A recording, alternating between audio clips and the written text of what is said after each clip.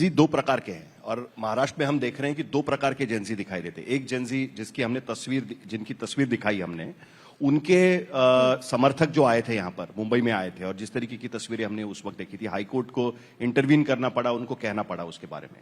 इसी तरीके के प्रोटेस्ट अलग अलग कास्ट के आज की स्थिति में महाराष्ट्र में हम देख रहे हैं। बंजारा समाज बोल रहा है कि हमें आदिवासी आरक्षण दीजिए, धनगर समाज बोल रहा है हमें आदिवासी आरक्षण दीजिए। तो ये जिसे कहते हैं ना, पैंडोराज बॉक्स खुल गया एक तरीके से। एक आपने प्रॉब्लम सॉल्व किया, उसके बाद दूसरा इशू यहां पर खड़ा हो रहा है। इसे आप किस तरीके से देखते हैं? और बड़ी इंटरेस्टिंग सी बात है कि हाल ही में उत्तर प्रदेश सरकार ने फैसला लिया है कि कास्ट बेस्ड रैलीज और पॉलिटिकल एजिटेशंस पर पाबंदी लगा दी है उन्होंने। क्या आपको लगता है कि महाराष्ट्र में ये स्थिति आ गई है आज की स्थिति में, या इसे अलग तरीके से देखा मैं नहीं मानता कि ऐसी कोई पाबंदी लगाने की आवश्यकता है। देखिए क्या होता है कि अलग अलग समाज जो होते हैं, समाज अपने आइडेंटिटी ढूंढते हैं। एक आइडेंटिटी का पॉलिटिक्स होता है। हमारे समाज को कितनी अहमियत मिलती है, ये एक विषय होता है।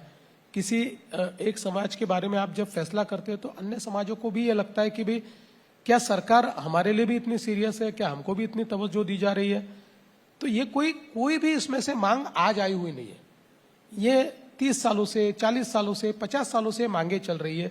इसमें कुछ जगह पर कॉन्स्टिट्यूशनल प्रॉब्लम्स है, कुछ जगह पर लीगल उसमें इम्पेडिमेंट्स है। लेकिन चूंकि समाज की एक मानसिकता होती है, समाज की कुछ आवश्यकताएं होती है और समाज की कुछ मांगे होती है, तो मैं ऐसा मानता हूं कि उसको एड्रेस किया जाना चाहिए। और मैं हमेशा प्रयास करता हूं कि इसको मैं एड्रेस करूं। ये मैं नहीं कहता कि हर चीज को मैं सॉल्व कर पाऊंगा, क्योंकि संविधान के बाहर, कानून के बाहर, उसके दायरे में रहकर ही मुझे ये सारी चीजें करनी पड़ेगी। बट मेरा अपना मानना है कि इसके बावजूद एक बहुत बड़ा लार्जर इस प्रकार का एक हमारे नागरिक है कि जिनको इससे ज्यादा इंटरेस्ट, जो विकास है, जो अलग अलग प्रकार से हम लोग आगे बढ़ने की कोशिश कर रहे हैं, उसमें उनको ज्यादा इंटरेस्ट है। इसलिए ये जो कोई आंदोलन होते हैं, इनको 100% रिप्रेजेंटेटिव समझना या रिप्रेजेंटेशन समझना ये गलत है।